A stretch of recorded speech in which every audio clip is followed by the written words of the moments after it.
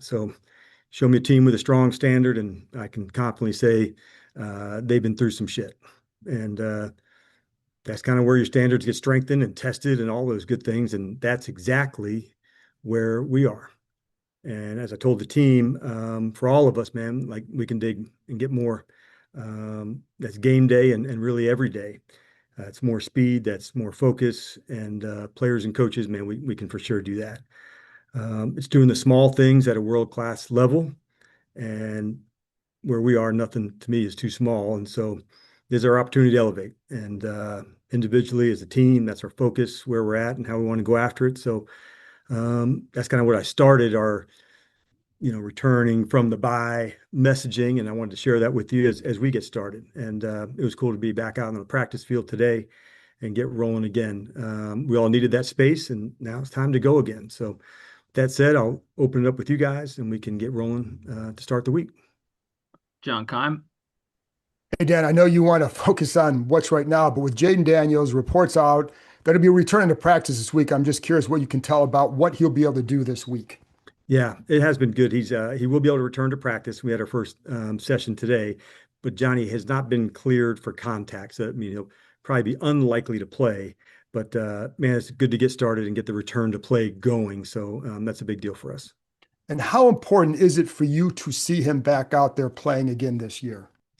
I think it's important as Jaden's getting going, learning to play like this position at the highest level competitively, also doing it safely. And those are reps, that you develop as well. It's a skill just like throwing and processing. And so all those things are important. But him included, it was awesome today. They had everyone really back at practice, John, including three guys that were in their 21-day window, and too early to call a lot of the guys, for the game. But getting on the field and having the guys here, John, that was a big deal, man, to have that many. It's been a long time since I've said that out loud of everybody's here and working. That's for sure. Nikki. Assuming that includes Terry McLaurin, kind of what is his trajectory? Where's he at in his recovery? Yeah, it was good to see him, man. That smile lit up, and so to get it wasn't like a full speed hauling ass day, Nikki, but that's kind of what we're hoping the progression for Wednesday, Thursday, and Friday looks like for he and some of his teammates. But yeah, he's really worked hard, and so to see us take the next step, like we'll see where it takes us. But it was awesome to have him out there today. I'm excited for him. And for all those guys, I mean, I'm sure the injuries have been frustrated, especially for them. What have you seen from them as they've mentally dealt with it? And then what do you need to see from them to know that they're ready for the final stretch here? Yeah, for some of the guys, when you've been out for a while, it definitely takes some resilience, Nikki, because especially when there's like a different injury or a re-injury, because that's the easy space to go down the dark spot where it's why again or those things. And so you want to check, mentally where they're at and make sure the things they now can control are this part of the rehab and healing and getting better. And so I knew they would come. But when you're in the thick of it, sometimes it can be hard to see just on the other side, of the street. But for those guys in specific, knowing they're back doing what they love to do and back on the field, it's a big step and it definitely adds a lift. Tom.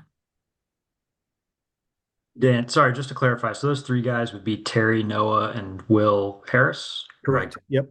Okay. Nope. The three in the window are Noah, Will Harris, and Drake. Right. Okay.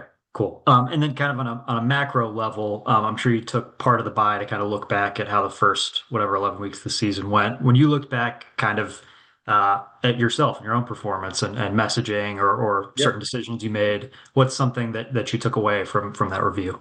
Yeah, there's a lot, honestly, Tom, when you go back through, because you want to make sure you're digging in on the right things and the right mindsets. And so I want to find out, like where are the mistakes? And you want to answer, okay, do you know where they are? Are they fixable? Okay, yes and no's are, answers to those. And then here's the process that you have to go through to do that. Because like, as you know, like the difference on those winning and losing comes down to these, differences that you need to do. So I wanted to dig back in hard. I asked a lot of collaboration with the coaches as well. in their opinion. So I wasn't just going to make it my point of view.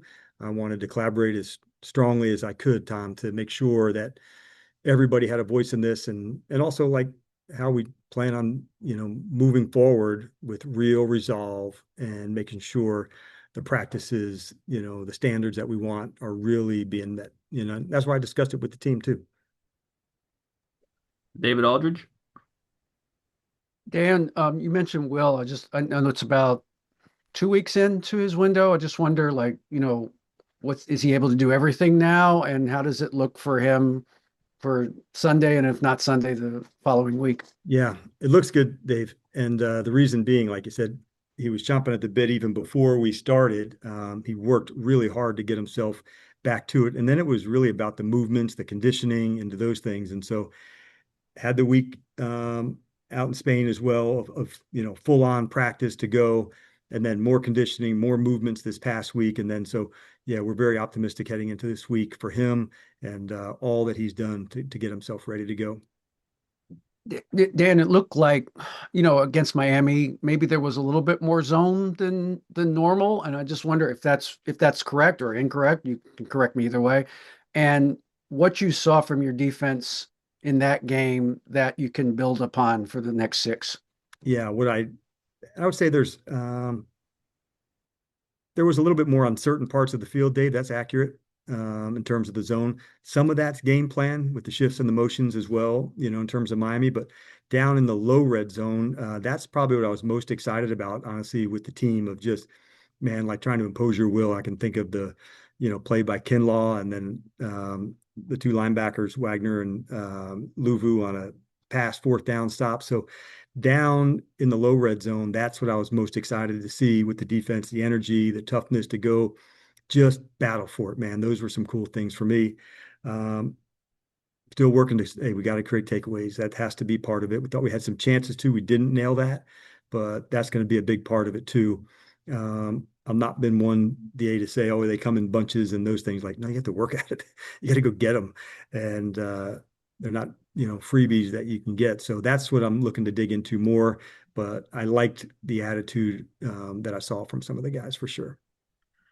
JP. Hey, Dan, so with Harris, you said you're really optimistic. What's the optimism level with McLaurin for this Sunday? I'll have a better answer for you, JP, later, only because I've seen Will a little bit longer. But I would say this, man, I'm excited about, the possibilities because of his speed and how he's moving. And so those are big steps, JP. And so maybe I saw Will already do it, the full speed spots at practice, come back and do it again. And so that's the space that we need to see from Terry, and repeat it and repeat it. And so once I see that, then I'll let the optimism, grow stronger. But let's take us through those 2 steps first. Thank you. And then I'm curious, obviously the season hasn't gone the way you wanted, but with these last 6 games, how important for you is it to try to get the team? I mean, you and Adam built this team to be a playoff contender, right? Like, how important is it for you to see that group perform at that level? Yeah, I want to see us not working to that. I want that to be the standard as we move forward this game, the next game, and on. None of the trajectory. I'm saying, like, let's nail these standards that we're looking for. The good news that I would say, like, JP, like, this is a cool group, man. And so a lot of fight, a lot of attitude, and there's been some opportunities for some new faces and some new spots. And I don't take those lightly either, when guys want to demonstrate, I can step up, I can make this move, I can do the next thing, whether they were here prior or new to the club. And so I think I'm just excited, man, to get rolling with some of the guys and hopefully have a few on their way back as well. So it's a big deal for us. Thank you. You're welcome. Scott. Hey, Dan, piggybacking off JP's question, that playoff standard, like what will that look like to you the final 6 games? So what do you want to see, actually on the field that makes you believe, all right, we're going in the right direction? Yeah, I wanted to see us eliminate some of these things that have been tripping us up, Scott. So I'm talking about turnover margins. I'm talking about, eliminating the false starts, the pre-snap penalties. When I was kind of referring to earlier, like these little things done at a world-class level. It may not show up on the stat sheet in that way, Scott, but I'll know that, I'll see the speed, I'll see the intensity, I'll see the execution. Those are some of the things that I'm looking forward to seeing us do, and not except for this or except for that play, but just consistently doing that spot together. That's what, I'm aiming to see. And I want to see that, on the regular, not up per half, down, like literally, this is how we get down. And this is what I'm looking for on the regular. You mentioned how important it is for Jaden to get some reps to play again. How about from just the evaluation standpoint of all the offensive pieces together playing with Jaden, because the reps unfortunately have been few and far between this season. So going into the offseason, how important is it to have Jaden and everybody on the field together just so you can get a really clean and true evaluation going in the offseason? Yeah, you want to really push one another, Scott, to see where you can take it. You want to find the things that you want to improve upon. And that's really what, you're always looking for. Can I raise it to here? Can I raise it to here? For Jaden specifically, it's like obviously playing QB at the very highest, most competitive level, and also, doing it as safe as you possibly can. And so there's a skill that goes with that too, Scott. And that goes, at quarterback and then raising our level at other spots. So it's important, man, to put this mesh together. And we got a lot of things that we want to work on. And so that's why I don't want to go in 6 weeks. To me, it's 4 6 weeks. That there's a big difference there in how we go about it and what that looks like. And I'm looking forward to doing that. This group's one that I'm fully expecting us to level up. Thanks, Dan. Howard? Dan, you said Jaden's unlikely to play against Denver. Do you have in mind kind of a calendar or an expectation for when you think you'll see him on the field in a game? And was there at any point any consideration at all to saying, let's shut him down? Yeah, the first part, Howard, I'll say I didn't have a long-term space until you got more spots from the doctors, meaning how's the healing coming? Where is that going to go? The extension and flexion of the elbow. So once we knew that was headed in the right direction, then that, it would kind of take care of itself. When, 1 week, 2 weeks, 3 weeks, that part, I don't know. And I still don't have all the answers on that. That's kind of how the player heals and where he's at. And then as far as that's not something we really discussed internally. The first part for us, honestly, Howard, was like, hey, how are we going to get the player better? And let's dig in on that first, not knowing the exact time frame. So that's really where the focus was, right away and right off the bat. We knew we had the bye coming, and then we'd have a chance to regroup and huddle up and, kind of push from there. And now going into what would be your second game, calling the defense, Yep. how have you seen that change your kind of day-to-day preparation as you get ready to face a new team? Yeah, it definitely has to change, Howard, and that's something I've had some experience with. But you're exactly right. And so, who do I lean on in some other spots, and even change around some other roles on the staff? We're fortunate with staff that we're able to do that. But as opposed to just adding on, how could we maneuver some things around so we could utilize, kind of the best of all the things? So that's this past week honestly gave me some extra time to do that. What did I like about the previous week? Where did I feel, hey, this needs to be shifted over? So it gave me some spots, Howard, I would say, going through the actual week to say, what, this could help on Friday. This could help in game. And so it gave me some spaces to go through there. As far as the calling of it, I think that felt familiar.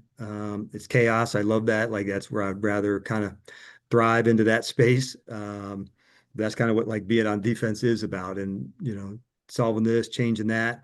And so I like the challenge of doing that together. But I did have to change some things around during the week to help the team the best. And I'll continue to tweak that as I need to, during the week. Thank you. Deshaun? Hey Dan, I know with Jaden, obviously, he's had a few injuries this season, and kind of with the state of the team right now, some have questioned, bringing him back, if maybe the playoffs, are a long shot or not, if it's a smart move. I guess for you as a head coach, when it comes to, kind of reaffirming the culture that you're building, how important is it to the guys to, continue to give them the best shot to go out there and win, even if, the odds are sort of stacked against you in the big picture?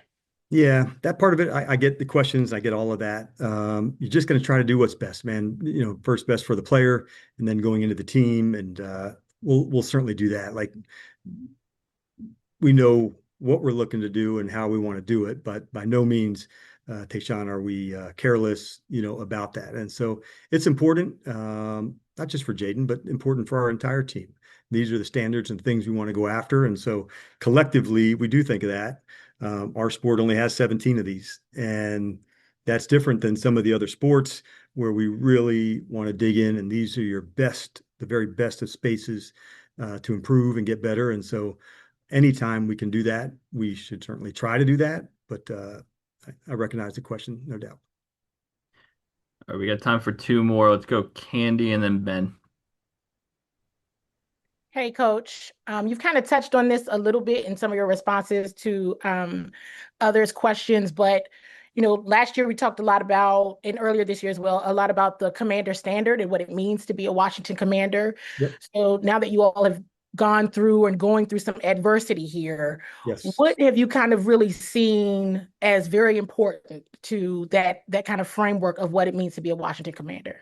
Yeah, so much of it is mindset, Candy, isn't it? About when you're going through the hard things to say, all right, how's this mindset going to be? And when I was kind of referring to like the little things, it's not like you want to heighten them. And it's not a matter of letting them slip. It's a matter of like the extra attention that it goes. And really, there doesn't have to be anything that's too small to go into that. The things that come to the top of my mind for me are kind of the winning time moments and the focus during there. That's a big piece of this, to make sure whether that's a fourth down, a 2 minute, an end of the game, those ones to where it goes from focus to the hyper focus. And you got to practice it. And I like the competition at practice. So having more guys back into practice, Candy, that's a big deal for me because now that's more competition, more spaces to go do that. And so that's a big deal. But yeah, there's definitely as much gets revealed in the difficult times, and you want to watch, you want to, see how certain people are reacting and knowing, okay, there's a person that's down for it. When the chips are down and they're like absolutely going for it, you do learn a lot. It sucks to go through it. There's no ifs, ands, or buts about it. But what I'd said earlier, you show me like a strong, confident team, and there's an excellent chance they went through something challenging, something tough along the way. I think that's teams, that's people, that's a lot of things that go through it. But I want that warrior mindset, looking for the competition, at every space and knowing that somebody's ready to get down like every time we go. Thank you. Go ahead, Ben. Hey, Dan, if I heard you correctly earlier, it sounds like you were saying that you guys are obviously focusing on winning this game and not worrying about playing younger guys more than normal, whatever you think you need to do to win this game. You had the opportunity in the last game to play Johnny Newton a bit more with Duran out, but he still kind of didn't play the majority of the snaps next to Kinlaw. What do you kind of need to see from Johnny, understanding that Duran and Javon are playing well? What do you need to see more from him this year or down the stretch to get more playing time, but to feel comfortable or more confident with him going forward? Yeah, I would say it's one of the strengths of the defense is the DTs, and Johnny's right in the middle of that. I like Ben that he's been disruptive, as a pass rusher, getting upfield to go. And so that to me was a big piece of it. Sometimes the game plan works out that way. Like, you're playing more of a, 5 down front, or how do you want to go about it? But there was nothing, regarding game planning more or less. But I do love the quickness that he's playing with and the disruption. And I think he's a guy that can cause havoc. And so that's what I want to see this week and every other, over the rest of the season, of him doing those things together. We're good for one more if you want, Charlie. I had one. Oh, nope. Only no. Go ahead, Nikki. Nikki, you had a clarifying one? Charlie. Yeah. You mentioned, Howard, that you changed some roles. Were these like formal changes, or is this referring to just leaning more on Brian Johnson and Dave Gardy, or yes, informal, Nikki. Yeah, sorry, I should have Okay. clarified that. Yeah, just on the staff, what can shift in a game when I'm with the defense? How do I go back in a meeting? Who might hit on one topic differently than I might have. So there's small shifts, but ones that I needed too, because I knew for me to be at my best, these few things could go to other people as well. So yeah, I should have clarified that earlier. Thank you. With that said, I will see everybody else on Wednesday. All right. Thanks, guys. Thanks, Thanks, Coach. Dave. Thank See ya. you.